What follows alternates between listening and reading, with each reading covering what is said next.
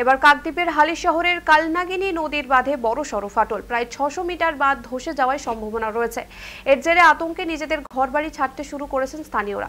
বিশ্বকর্মা পুজোর দিনে এর জন্য এলাকায় উদ্বেগের সৃষ্টি হয়েছে। এই ঘটনার পর যোগাযোগ করা হয়েছে সেচ দপ্তরের সঙ্গে। খবর পেয়ে সেচ দপ্তরের আধিকারিক এবং নদী সংস্কারের প্রস্তুতকারী সংস্থা দ্রুত ঘটনাস্থলে পৌঁছয়।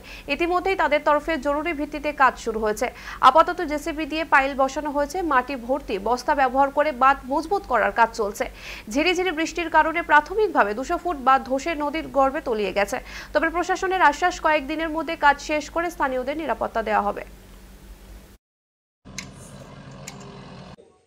বুঝলেন?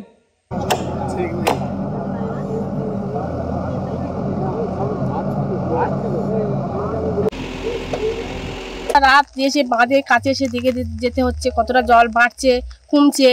আবার এইখানেই তো আমাদের বাড়ির পাশেই উপপ্রধান আছে, তিনি তাড়াতাড়ি অফিসারদের ফোন করে তাড়াতাড়ি সব অফিসারটা এসে জরুরি তো এতে আমাদের কাজটা শুরু করেছে।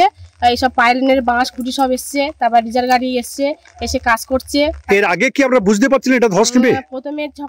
প্রথমে যখন এই ধসটা দেখেছি তখন দেখি প্রায় হাতখানি নেমে গেছে।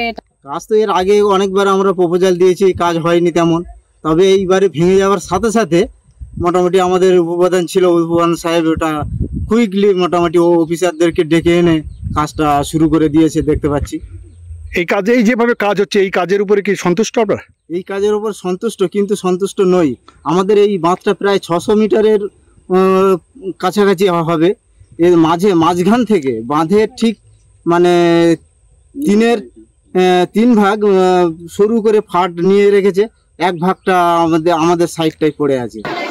অলরেডি কাজ শুরু হয়ে গেছে।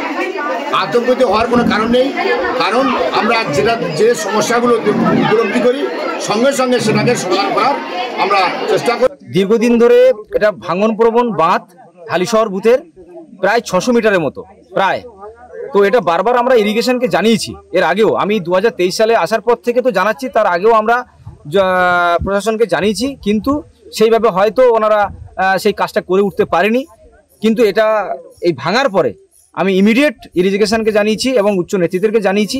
জানার সঙ্গে সঙ্গে ওনারা এসছে এবং এসডিও সাহেব আমার ইরিগেশনের উনি এসেছিলেন, ইনি এসে নিজে তদারকি করছেন এবং সঙ্গে সঙ্গে কাজটা চালু করে।